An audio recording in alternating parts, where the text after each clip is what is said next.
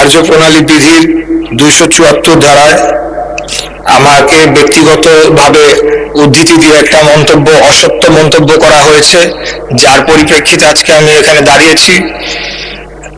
আমি শুধু এই কথাটি বলতে চাই যে যদি অবৈধ নির্বাচনে অবৈধ দাবিদার আমি হয়ে থাকতাম, তাহলে ওই সময় বাংলাদেশের সর্বোচ্চ আদালত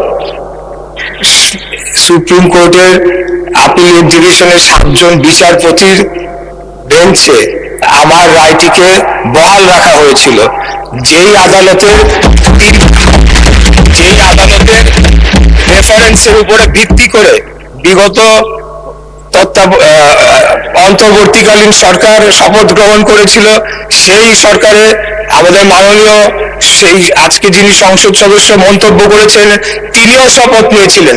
তাহলে সবকিছু অবৈধ করে দিতে হবে, বিগত সরকারের সমস্ত কিছুকে অবৈধ ঘোষণা করতে হবে যদি আমাকে যদি বলা হয় যে আমার ওই রায়টি অবৈধ ছিল। কারণ বাংলাদেশের এপেক্স কোর্ট সুপ্রিম কোর্টের অ্যাপিলেট ডিভিশনের 7 জন বিচারপতির বেঞ্চে আমার রায়টিকে বহাল রাখা হয়েছিল। অতএব আমি এটার তীব্র প্রতিবাদ জানিয়ে আমার বক্তব্য শেষ করছি।